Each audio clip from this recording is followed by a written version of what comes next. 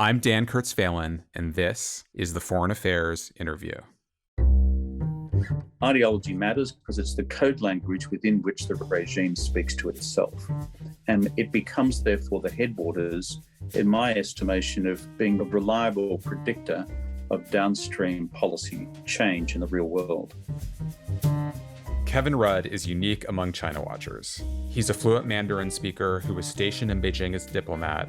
He was also the Prime Minister of Australia and interacted with Chinese leaders at the highest level.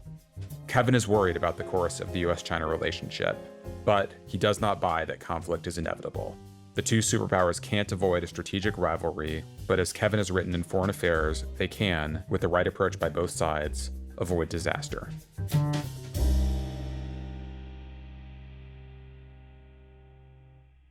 Kevin, thanks for joining us. Great to be with you. So we're having this conversation at a fairly fraught, intense moment in the US-China relationship. Speaker of the House Nancy Pelosi was in Taiwan just a few days ago. We're seeing Beijing's response play out now with, say, unprecedentedly aggressive military exercises and missile tests around Taiwan, as well as by suspending a number of the structures for US-China dialogue and diplomacy that have helped keep the relationship on track historically. You wrote a piece for Foreign Affairs last month called Rivals Within Reason, and you had a metaphor in that piece that I think vividly captured the dangers of this dynamic. So let me quote you before we get into this conversation. You wrote, quote, "Watching China and the United States engage in increasing levels of brinkmanship is like watching two neighbors welding away in a backyard workshop without rubber-soled shoes on, sparks flying everywhere and exposed, uninsulated cables running across a wet concrete floor. What could possibly go wrong?" And that was, again, before Pelosi's Taiwan visit. But what's remarkable about this moment in some ways is that this has felt so long in coming. I think we've all been, in some ways, waiting for a crisis for some time. So I want to start by looking backward to how we got here and whether, to borrow a term from the title of your new book, The Avoidable War, whether this outcome was in fact avoidable or not. When you look at where we are and look back at mistakes that have been made over the past couple of decades, what could we have done differently? It's important to put recent developments, including those over Taiwan, into a recent historical context. If you take a realist view of the world, which by and large, at least Monday to Friday, maybe not on weekends, is what I do, when the balance of power changes and China, both objectively and subjectively, concludes that things are moving in its direction in terms of the hardware that they have, the military technologies they can apply, as well as the economies they lead, then it brings about changes in behavior. That's one factor. The second is, without getting too bogged down in the theory of all this, is the agency of Chinese leadership, as opposed to, if you like, the realist structure of their relationship, that is, the United States and China. And the agency of Xi's leadership is kind of out there. Fellow sinologists and I have always described him as a leader always prepared to take calculated on balance risks. Unlike his most recent predecessors, back to Mao, who was also predisposed to take calculated on balance risks, not crazy, not carefree, as it were, but nonetheless not in an eternally passive position. And that's certainly Xi Jinping. And then the final factor at play underneath all of this is beginnings of the American reaction to A and B above, which we can trace back, I think, to the national security strategy of H.R. McMaster at the end of 2017, and the reconceptualization from the US perspective of this as a relationship now dominated by strategic competition, no longer engagement. So the reason I say all that, Dan, is simply to say within those factors, they tend to define or limit what individual leaders can do. So my argument, and therefore my criticism of, say, Speaker Pelosi's visit, is that if you're seeking to manage this strategic competition effectively, then one of the things you don't fool around with are these symbols of the one China policy, because the symbols of the one China policy are easily, as it were, capable, if they're played the wrong way, of inducing this on-balance calculated risk approach that we've seen from Xi Jinping. That, I think, is at least, if this was a game of strategic tennis, is a 15-love advantage to the Chinese. That's the one thing I would undo in the most recent spread of events.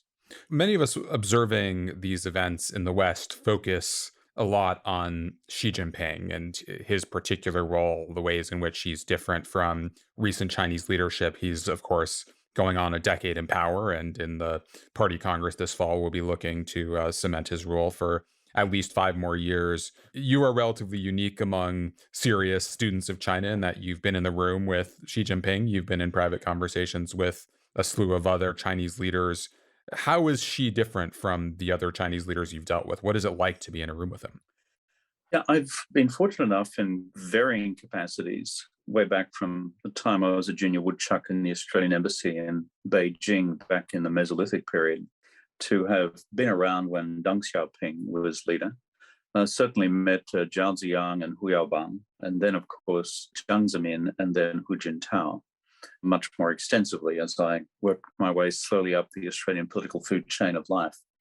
So this leader has struck me as different in observing him because he exhibits an individual strength of purpose and sense of direction for the country, which I did not see in Hu Jintao or Jiang Zemin, although I did see it as a young diplomat in the mission statement and the leadership style, if you like, of Deng Xiaoping. Deng Xiaoping had a very clear view and was reflected when you observed him as a leader, which is we're on about economic development. All this other stuff can come second, third, fourth, and fifth. Yeah, we'll hold on to the Leninist regime. Look what I've just done in Tiananmen. But other than that, we're just going to develop this country's economy until it becomes really powerful, and then we'll work it out what we should do next. And by and large, his successors all work within that frame. Xi Jinping says, nah, my view is that this country is already pretty powerful. My view is we're sick and tired of being pushed around. And then when you observe his language, while he's not aggressive in his language interpersonally, or even necessarily assertive in his language interpersonally, there is a certain steely resolve to take China in quite a different direction. So that's my observation in context, plus a very simple, obvious point is that the only other Chinese leader I've ever met who never used notes was Deng. In other words, you could speak in the tradition of the Borgia Pope's ex cathedra with definitive statements falling from the lips, at which point they would become doctrine and law. And that's why subsequent Chinese leaders after Deng were so careful with their notes to stick to the line, and not Xi Jinping. That's what struck me most when I spent a long time with him when I was Prime Minister of Australia, when it was, for him, as my observation, all extemporary, because I was not asking conventional questions, because I'm by training and instinct an historian of modern China. So he would sit there without notes and be able to have a long, substantive conversation with you without the kind of guidance that you'd seen from his predecessors. I found very much that this was a man comfortable in his own skin, knew what he believed, knew what he was about to say, said it without any apology. And that was as vice president before he'd just become on the cusp of becoming president. And then when I subsequently dealt with him after he'd got the number one job, nothing changed. If anything, this predisposition was strengthened. One thing that you stress that I think many other observers don't spend a lot of time on is the role of ideology in shaping his approach to the world. And this will be a subject of a forthcoming piece in Foreign Affairs. But I want to linger on this because you've made the point that understanding his ideology and the party's ideology is really essential to understanding what they're up to. So, how would you describe that ideology, and why do you think it's so central to understanding the way Chinese strategy unfolds? Ideology was not an historical emphasis of mine, primarily because in my lived experience of China, which is really since the death of Mao, I began studying Chinese the year that Mao died. That kind of dates me. Therefore, I frankly grew up under the Deng Xiaoping world, whose organizing principle was practice as the only criterion for truth. Or more specifically, Deng's grade 3 character phrase was 不讲论, which is let's stop talking about theory. Okay, so in his wonderful Sichuanese style, Deng Xiaoping said, we've done this for the last 20 years, 1956 to 1976. Look where that got us. So let's just get on with the business of unleashing the productive forces in the economy. So if you grew up in that environment as a young sinologist, you tended to assume that ideology had been relegated, and it had been. But secondly, having come back to the study of Xi Jinping since I've left Prime Ministerial office, I've now, through a research program I've done at Oxford, I had to read my way through the ideological texts of the Xi Jinping era, but frankly also the period of Jiang Zemin and Hu Jintao as well, back to Deng himself. Two things stand out, Dan. Number one is that even Deng Xiaoping back in 1981-82 had to use ideology, Marxism-Leninism, to justify the change in course for the Chinese party and state in favor of economic development and relegating the centrality of class struggle or other forms of struggle. And interestingly, Deng Xiaoping did this in two ways. He and his advisors came up with this marvelous creative notion within Marxism-Leninism called, quote, the primary stage of socialism, unquote. Good thing about the primary stage of socialism is that the factors of production are relatively undeveloped, which means that you've got to develop those factors of production as quickly as possible and place relatively less priority on, quote, the relations of production. That means class in a Marxist worldview, until you've got those factors of production up there. So what Deng Xiaoping said was Mao Zedong's great error was to continue to emphasize the relations of production over the factors of production. He mistakenly assumed that we'd already reached a higher stage of socialism, second error. In fact, we're at a primary stage of socialism, 初级阶段的社会主义, is the Chinese phrase. And as a consequence, our central revolutionary requirement is to develop these factors of production. And so this was engineered ideologically in 81, 82. And if you look at the party documents approved at the party congress, the 12th party congress back in 1982, it was this seminal ideological event, which then de-ideologized these subsequent 35 years. Roll the clock along in the wonderful world of ideology, and we get to the 19th party congress, held every 5 years, which this time is held in 2017. And then you read this stuff carefully, and then a big change appears to you. And that is Xi Jinping, in defining the primary stage of socialism, doesn't take Deng Xiaoping head on at this stage and say he was wrong about emphasizing the factors of production. But he says that within this historical phase of the party, we must conclude that the primary contradiction which the Chinese Communist Party is dealing with ideologically is between developing the factors of production on the one hand and dealing with, quote, the imbalanced forms of development which have arisen. That's code language for inequality, class inequality, and frankly, other externalities not addressed by just wholesale, unrelenting development. So this was an ideological, as it were, exocet directed at the core of the Deng Xiaoping enterprise of 1982. Except very few of us kind of emphasized it at the time. I kind of stumbled across it about a year later and realized its full ideological significance. So that, I think, is the big differentiating point. And ideology matters because it's the code language within which the regime speaks to itself. And it becomes, therefore, the headwaters, in my estimation, of being a reliable predictor of downstream policy change in the real world. So you, in analyzing both the ideology and ambitions of Xi Jinping, but the way that's intersected with the US reaction and the reaction from the United States Asian partners and allies, as bringing us into what you call the decade of living dangerously, that we're going to be in a kind of stretch of history when both sides see a kind of decisive moment in this contest, and that will make it particularly dangerous. So describe the dynamics that you see starting to unfold now and explain why you see those as so treacherous. I think it's important to map together the world of ideology as it's unfolding in Xi Jinping's, as it were, conceptual universe, and therefore the conceptual universe of the Chinese Communist Party, on the one hand, with what we would most of us agree is happening in the real world. Because when these two sets of forces intersect, it's not just like phosphorus on water, it's basically bouncing around everywhere. It becomes quite explosive. So a few words on where ideology takes Xi Jinping applied not just to the internal domain, but the external domain. I should have said in answer to the earlier question that in characterizing Xi Jinping's ideological change, I describe it as Marxist nationalism, or more accurately, Marxist-Leninist nationalism, by which I mean the ideological changes are, within the framework I sought to describe earlier in our discussion, is to move the center of gravity of Chinese politics to the left. That is the Leninist shift in Xi Jinping's ideology. to move the center of gravity of the Chinese economic policy world to the left. That's the Marxist piece in his overall ideological worldview.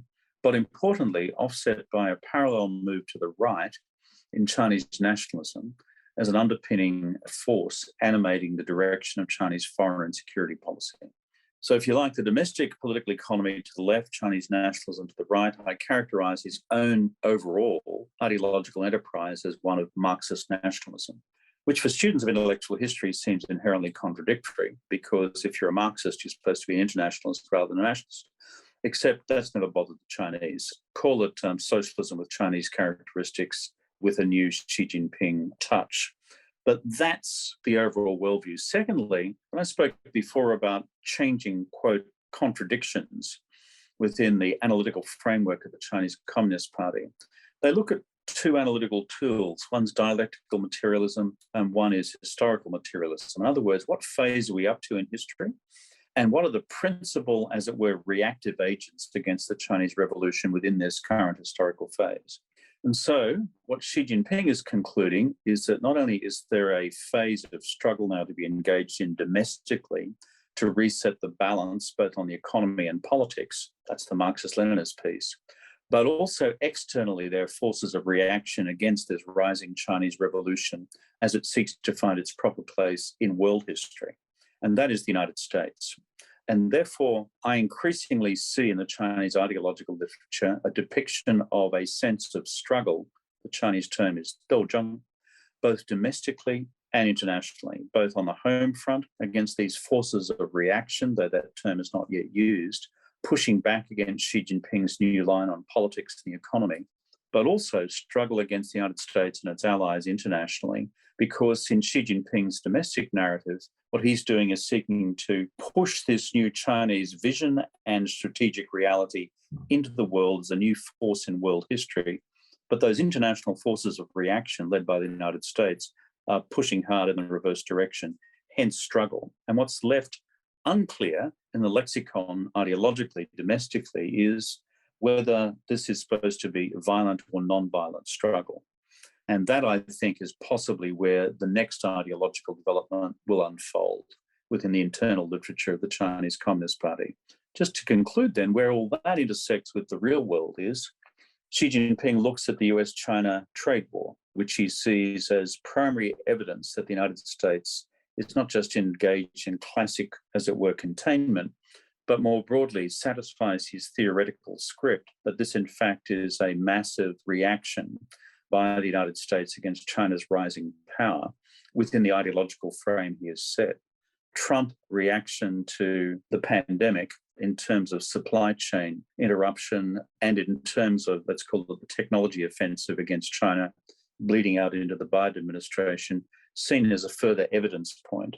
The new coherence under Biden of alliance structures in Asia and Europe is seen again within this ideological construct of the forces of international reaction against China's rise and the extension of China's influence in world history being struggled by this reactionary force.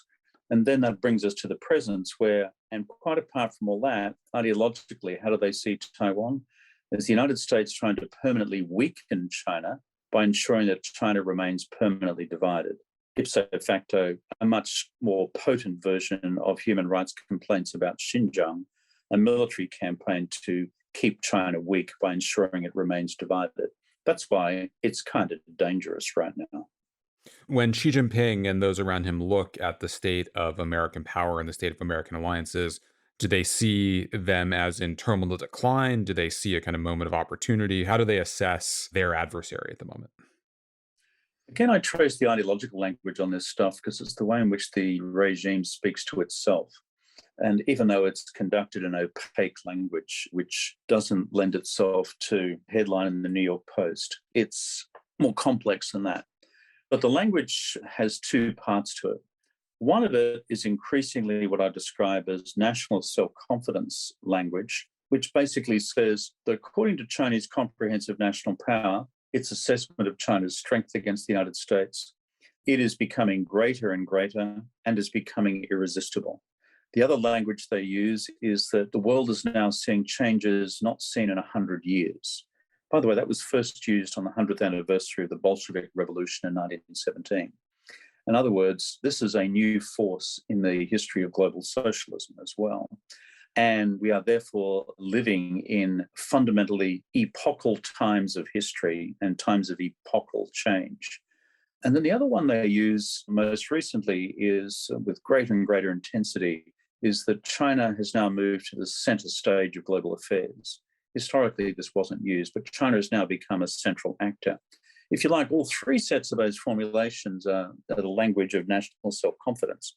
But militating against that is the second set of language, which is the unfolding nature of the American-led, as it were, reaction, which requires China to continue to assess the turbulent strategic environment in which it is now operating, carefully recalibrating its strategy, ensuring that no strategic errors are made. That's the countervailing force, which is one of caution. But here's the really interesting thing, I think, which emerges up amidst of these two sets of trends, and that is, for 20 years, the Chinese have used in their 5-yearly congresses of the Chinese Communist Party the term a period of strategic opportunity. The term is 战略机遇期.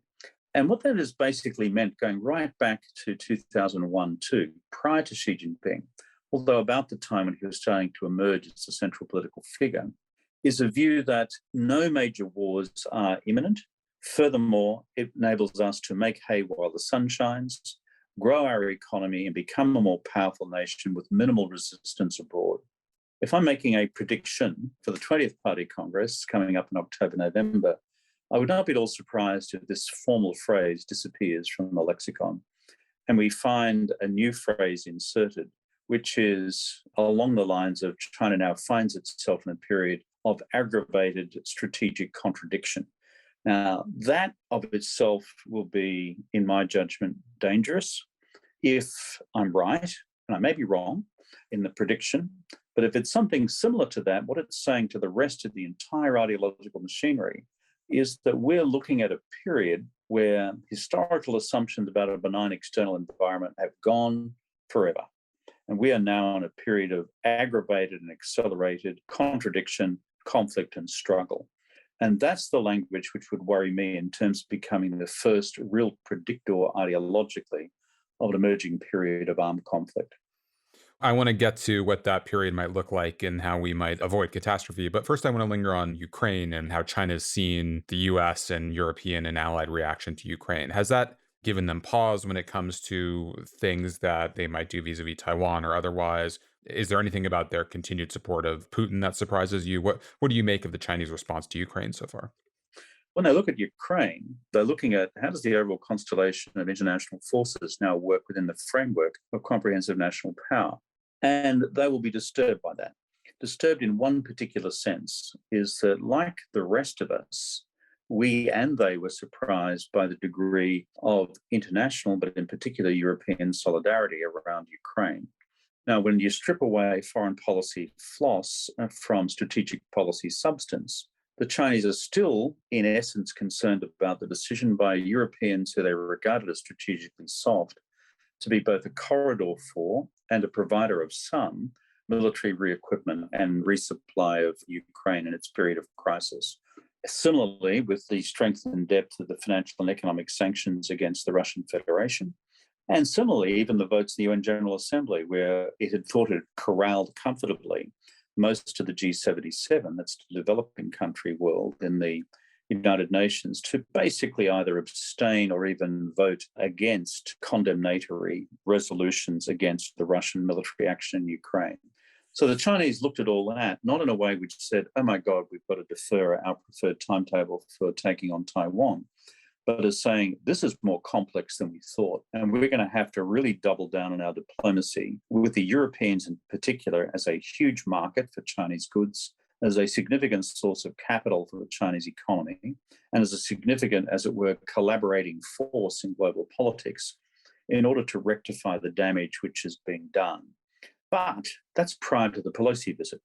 Now, my judgment in its early days yet, because as we have this discussion, it's only less than a week since the conclusion of the Pelosi visit, the net calculus, I believe, in Beijing about the impact of the Pelosi visit will be in multiple dimensions. But on the global politics dimension of it, they will see that because in Europe and around the world, there will be a conclusion that the United States, some of its closest allies, and the Taiwanese themselves have been messing around with a relatively innocuous one China formula, which has underpinned strategic stability with China for half a century. That this, therefore, means that the beginnings of the development of an international constituency of support for Taiwan, which began with the Russian invasion of Ukraine, will now be dissipated. And they will see this as a strategic error by the United States and its closest allies. And I think there may be some truth in that conclusion. We'll be back after a short break. Our oceans are home to most of the life on Earth. But today, plastic pollution is killing them. 33 billion pounds of plastic enter the oceans every year. That's roughly equivalent to dumping 2 garbage trucks full of plastic into the oceans every minute. But you can help. Oceana campaigns to stop plastic pollution at the source by calling on companies to reduce their plastic waste and offer plastic-free and reusable alternatives. Take action today by joining Oceana at oceana.org/join.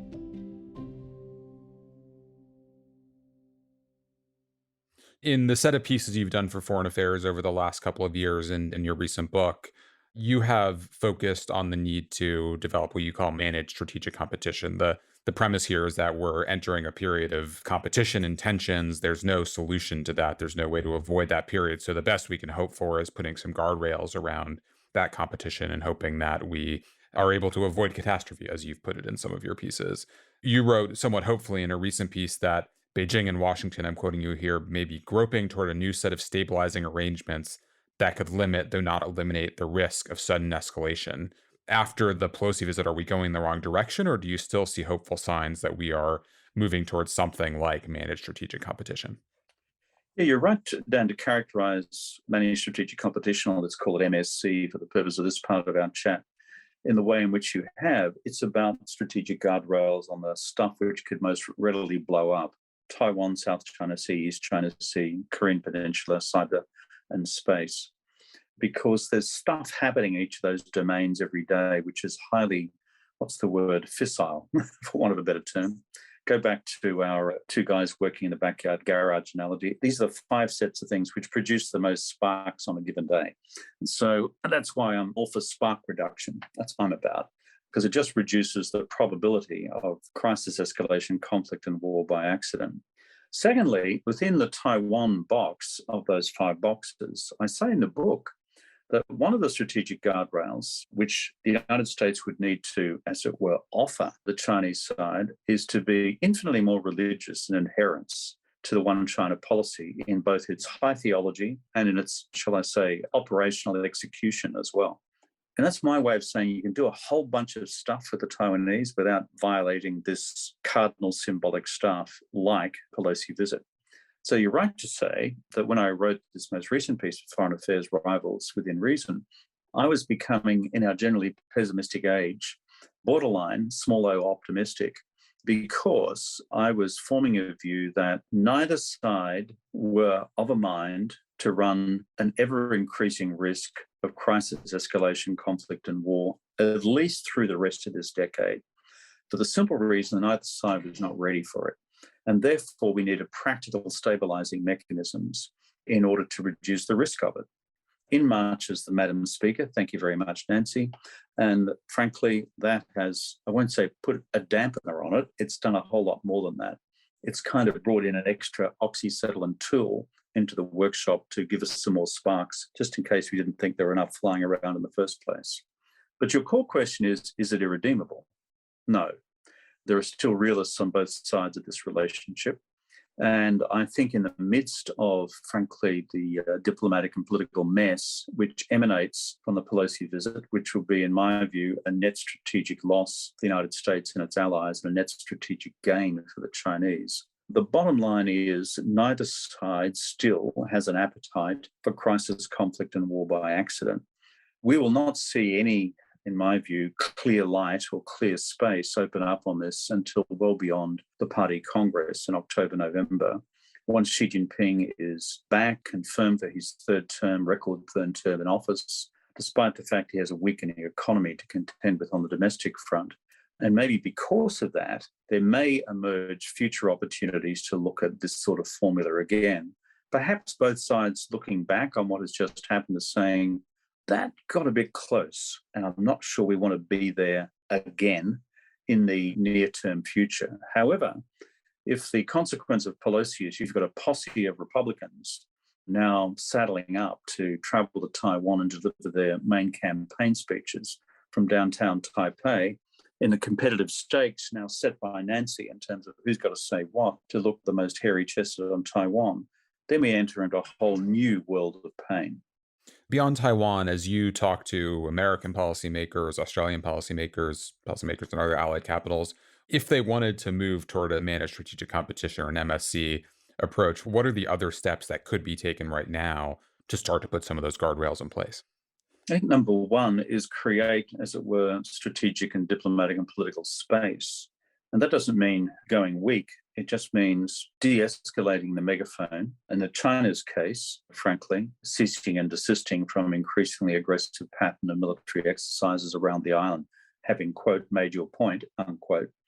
And then thirdly, finding that space or opportunity around about the side conversation at the upcoming G20 summit between Xi Jinping and Biden. And that'll be in November. I just want to make sure we get the timeline right. That'll be in November after the party Congress. So Xi Jinping will be in a somewhat more assured position. Yeah, he'll emerge reappointed. So my judgment is that if you can de-escalate the language between now and November, my judgment is if the Chinese choose, and I would urge them to do this, de-escalate their military activity around the island between now and then.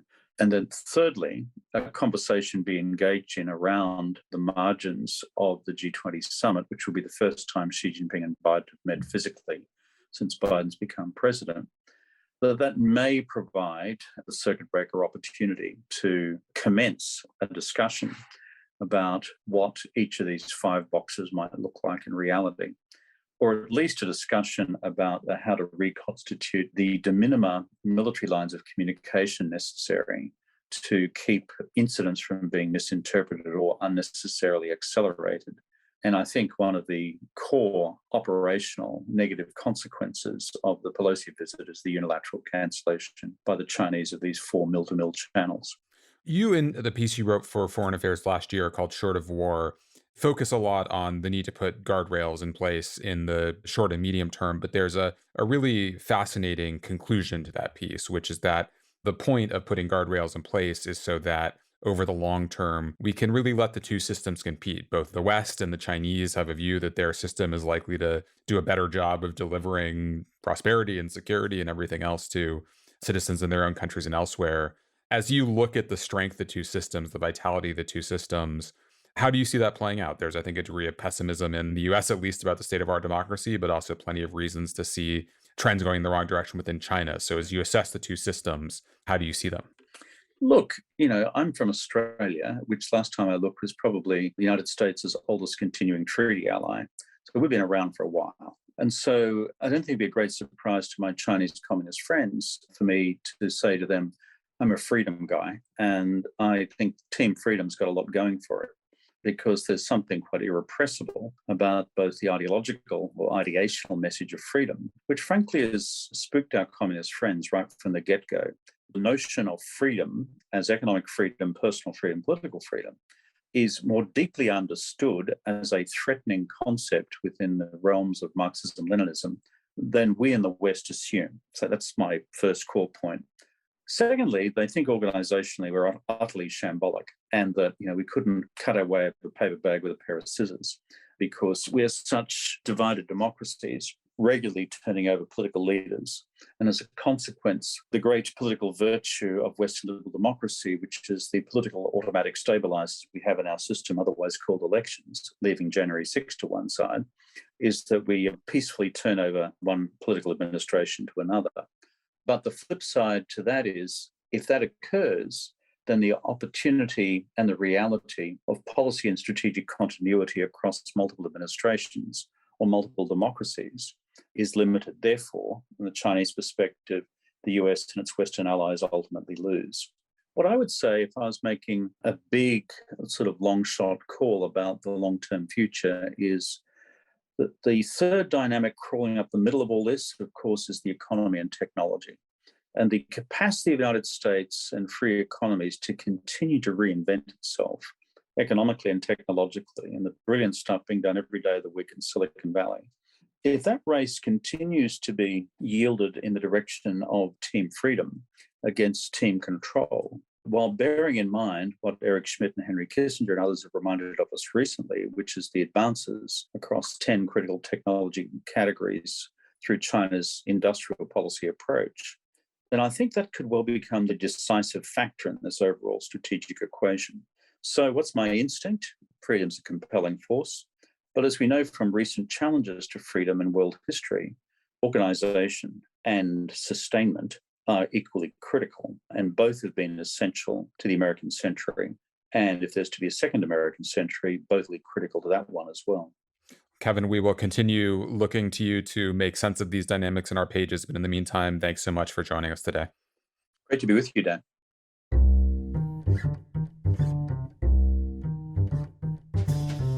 Thank you for listening. You can find the articles that we discussed on today's show at foreignaffairs.com. The Foreign Affairs interview is produced by Kate Brannon, Julia Fleming-Dresser, and Marcus Zachariah. Special thanks also to Grace Finlayson, Caitlin Joseph, Nora Revenaugh, Asher Ross, and Gabrielle Sierra. Our theme music was written and performed by Robin Hilton.